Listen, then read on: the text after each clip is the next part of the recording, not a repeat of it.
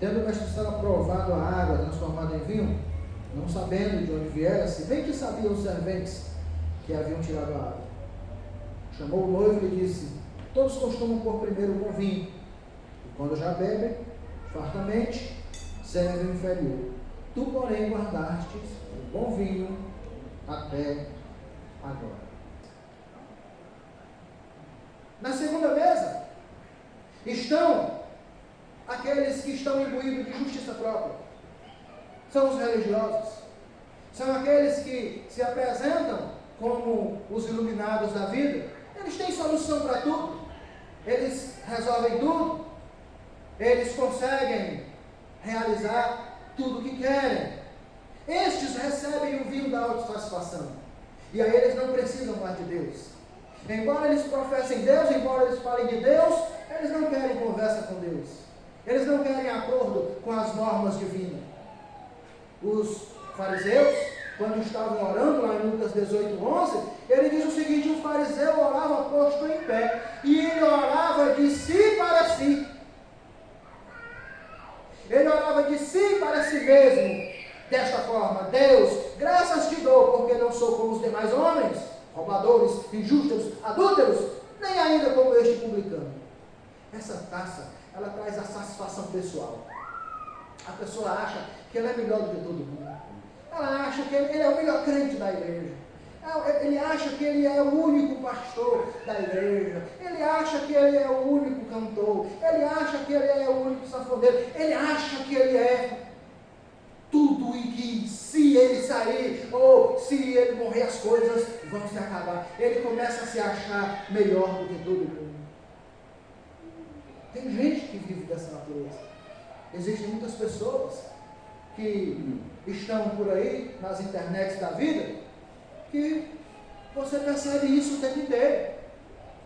Tem um que ele disse que Salomão na frente dele é um neném, porque Salomão escreveu 3 livros, ele escreveu 45. Ele disse que Salomão é um neném porque ele tem não sei quantos mil seguidores, Salomão não tinha nenhum. Ele disse que Salomão era uma criança na frente dele porque ele tem um helicóptero e um jato, e Salomão nunca voou de helicóptero nem de jato. Pessoas que tomam essa taça da autossatisfação e agora se apresentam como a solução de tudo e de todos. São os grandes mestres da religiosidade. São as pessoas que vivenciam esse processo. E infelizmente há muitas pessoas que o seguem. Há muitas pessoas que seguem esses indivíduos, que se apresentam como semideuses. Mas vem a regra de Satanás. Chega o vinho ruim. Essa taça, ela é muito perigosa, porque ela poderá ser oferecida aqui, e ela poderá ter a sua consequência somente no dia do juízo final. Olha o que é que Jesus diz para esse tipo de gente: nem todo que me diz Senhor, Senhor entrará no reino dos céus, mas aquele que faz a vontade do meu Pai que está nos céus. Muitos naquele dia me dirão: Senhor, Senhor, porventura não temos nós profetizado em teu nome, e em teu nome não expelimos demônios, e em teu nome não fizemos muitos milagres? Então eu lhes direi explicitamente: nunca vos conheci, apartai-vos de mim, porque vocês praticavam a iniquidade. Essa última taça, ela poderá ser muito mais amarga no dia do juízo final, porque essas pessoas acham que estão fazendo a vontade de Deus, quando na verdade estão fazendo apenas a sua própria vontade. Por melhor que você se ache, meu irmão, por melhor que você ache que você é, nunca rejeite a palavra de Deus. Por melhor que você ache que seja, por melhor crente que você entenda que você é, nunca deixe de se humilhar na presença do Senhor. Mas Deus traz uma esperança para essas pessoas. E Deus diz: Deus resiste aos soberbos e contudo aos humildes Ele dá graça. Humilhai-vos, portanto, sobre a poderosa mão de Deus, para que em tempo oportuno Ele vos exalte. Se você vivencia essa taça, se você tem tomado essa taça da autossuficiência, volte-se para Deus. Volte-se e creia no Senhor Todo-Poderoso, porque Ele, somente Ele, é poderoso para nos salvar. A terceira mesa é a da avareza. Nela estão sentados os reis, estão sentados os governadores, estão sentados os diplomatas, nelas estão sentados os grandes homens de negócio, nela estão sentados os políticos, nela estão bebendo do vinho aqueles que controlam a economia mundial. Aqui nós vemos homens que não se saciam da ganância. Eclesiastes 4:8 diz o seguinte: tinha um homem sem ninguém, não tem filhos nem irmão, contudo não cessa de trabalhar, e os seus olhos não se fartam da riqueza. Ele não para, ele não cessa. A ganância, quanto mais tem, mais ele quer. Estes homens vivem apenas em função dos seus lucros e dos seus poderes. Ele não quer saber quem está morrendo no hospital, ele não quer saber quem está morrendo pela violência urbana, ele não quer saber de absolutamente nada, eles só querem saber do seu status, do seu poder e dos seus recursos. E por mais que eles ganhem, mais eles querem, mais eles se corrompem, mais eles retiram, mais eles sugam da sociedade, mais eles oprimem os pobres. O sabor desse vinho está na abundância de bens, está em ter, em possuir. E é interessante que a igreja evangélica hoje, ela corre atrás desse vinho o tempo inteiro. As igrejas neopentecostais, o que elas prometem para você? Você vai ter carro, você vai ter casa, você vai ter mansão, você vai ganhar bem, você vai ter os bens que o diabo ofereceu a Jesus. Tudo isso te darei se prostrado me adorares. É isso que tem prometido. E as pessoas têm corrido atrás dessa taça. Quando na realidade só quem recebe essa taça são os líderes que fazem a pregação. Aqueles que estão lá, eles só recebem a segunda taça, da dor, da amargura, da destruição e da própria pobreza. Mas eles buscam isso o tempo inteiro.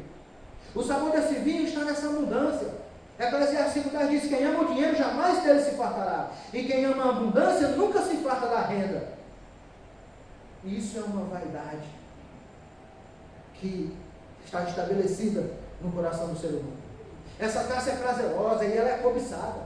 Inclusive nós olhamos para as pessoas que estão com essa taça e nós as invejamos. Nós queríamos estar no lugar dela. Nós desejamos estar no lugar dessas pessoas e gostaríamos de ter o que essas pessoas têm. Tem um salmista chamado Asaf, lá no Salmo 73, ele diz assim: quanto a mim, quase me resbalaram os pés, pouco faltou para que eu me desviasse os meus passos, pois eu invejava os arrogantes, ao ver a prosperidade dos perversos. Para eles não há preocupação, o seu corpo é sadio, parece que eles não participam das canseiras dos mortais. E nós muitas vezes invejamos essa taça. Muitas vezes as pessoas invejam a taça dos atores e das atrizes da Globo. Muitas vezes as pessoas invejam a taça dos astros de Hollywood. Muitas vezes as pessoas invejam a taça dos jogadores de futebol. Muitas vezes as pessoas invejam essa taça da riqueza, essa taça da abundância. Mas a lei do inferno, ela chega, primeiro vem a melhor, e depois vem a pior, o vinho inferior. E o vinho inferior é a avareza. Porque o avarento, ele vive atormentado. A avareza atormenta o pobre que quer ser rico.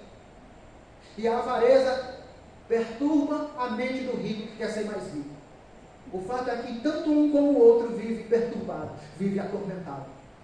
Deus não proíbe nós sermos ricos.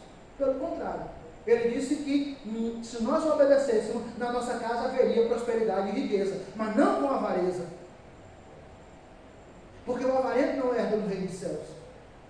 Porque o avarento, ele não está contado entre os santos de Deus. Depois de tornar-se avarento, o homem, ele não considera mais nada do que ele possui. Porque agora os seus olhos estão sempre naquilo que ele não tem. Ele não consegue mais agradecer pelo que tem. Ele não agradece mais pela abundância que ele tem. Ele só sente falta do que ele não tem. A avareza provoca isso nas pessoas. É por isso que ele nunca se farta. É por isso que nunca está bom. O ganho nunca chega. Por mais que ele tenha, mais ele quer. E ele trabalha, e ele se esforça, e ele não vive e ele não tem alegria de vida, e ele coloca a sua energia, coloca a sua vida, e aí Gandhi vai dizer o seguinte: a gente passa a vida toda ganhando dinheiro, trabalhando para ganhar dinheiro, perdendo saúde para ganhar dinheiro, depois a gente vai gastar o dinheiro para cuidar da saúde que a gente perdeu. E é assim que acontece, porque essa taça da avareza, ela faz isso comigo, ela faz isso com você, e os seus olhos vão estar sempre fitos no que você não tem. O destino final dos que estão na mesa dos avarentos será a mesma do devasso, e será a mesma daqueles que têm justiça própria. Eles terão o mesmo destino, porque a avareza, ela é uma idolatria, é a idolatria do ter. O ser não interessa, o que interessa é o ter. E os idólatras, eles não herdarão o reino de Deus. Lucas 12, 19, 21, Jesus fala numa parábola de um homem, e ele diz: então direi à minha alma, tens em depósito muitos bens, para muitos anos, descansa, come, bebe, regala-te. Mas Deus lhe disse: louco, essa noite te pedirão a tua alma, e o que tens preparado, para quem será? Assim é o que entesoura para si mesmo, e não é rico para com Deus. A riqueza para com Deus, elas estão na alma, são os valores eternos. Não há riqueza maior do que a sua família, não há riqueza maior do que os seus filhos, não há riqueza maior do que você ter uma família em harmonia. Você pode ter o dinheiro do mundo inteiro, se você não tiver uma família, se você não tiver paz no lar, você não tem nada. Você é um desgraçado que toma o tempo inteiro o vinho da avareza e vive em sofrimento eterno. Mas precisamos entender isso. A verdadeira riqueza, ela está na alma, ela é espiritual, é o desenvolvimento espiritual, que deveria ser o motivo maior da nossa preocupação. Na quarta mesa, estão aqueles que vivem em pecado secreto. E eles transitam da mesa da devassidão, eles passam pela mesa da autojustificação, eles passam pela mesa da abundância, e eles ficam rodando, e ficam rodeando o tempo inteiro. Porque eles não param. Porque os seus pecados são ocultos. E aqui Satanás, ele não faz alarde. Não é como a mesa da devassidão. Na mesa da devassidão tem festa, na mesa da devassidão tem carnaval, na mesa da devassidão tem São João, na mesa da devassidão tem funk, tem pancadão, tem maconha, tem tudo que prega. Explícito. Na mesa da justificação tem hipocrisia, tem olhos altivos, tem arrogância. Na mesa da abundância, da avareza, tem trabalho, tem conquista.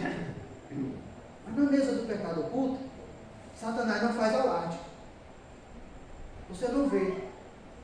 Ele se apresenta como alguém que ele chega sorrateiramente, e ele vai te oferecendo gradativamente.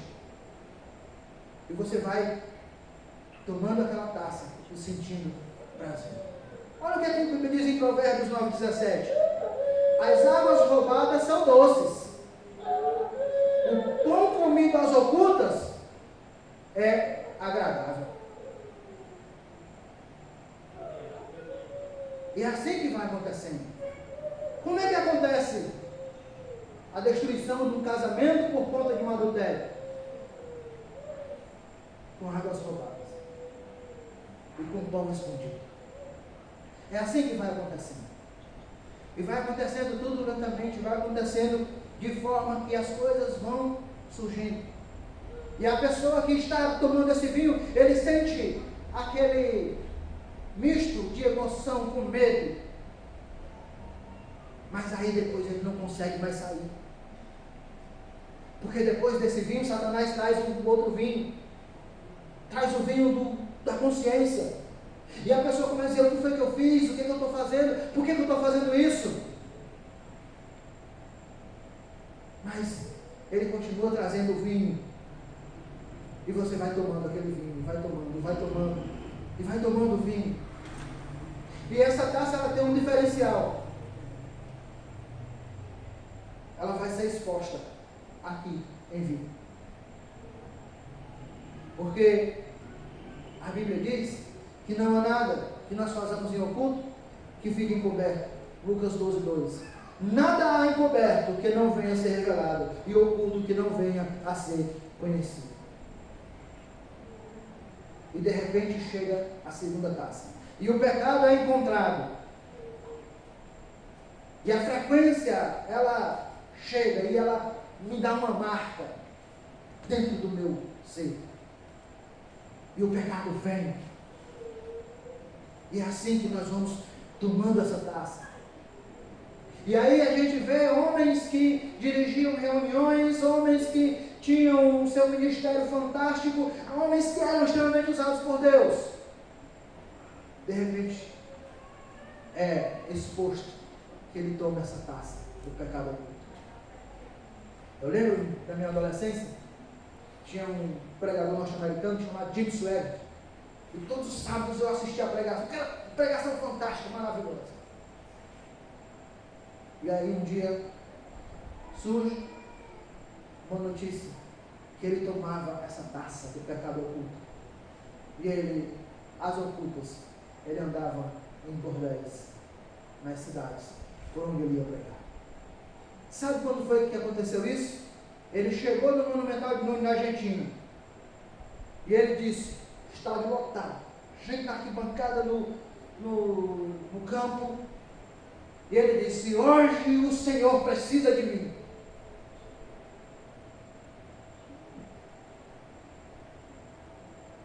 Duas semanas depois estava exposto do escândalo, do vinho, do pecado oculto. É assim, meu irmão. E muitos têm andado com essa taça na mão. E aí, eles estão com essa taça e eles vagueiam às escondidas pela mesa da devassidão. Eles passeiam às escondidas pela mesa da justificação, achando que Deus não vai cobrar. Eles passam pela mesa da avareza, mas eles continuam com essa taça na mão. E quem bebe nessa taça tem sempre uma pose de santidade moral.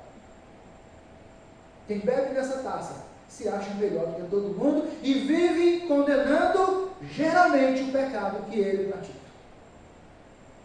Geralmente essas pessoas condenam o pecado que praticam.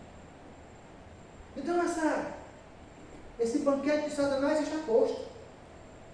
E nós somos convidados o tempo inteiro para participar dele.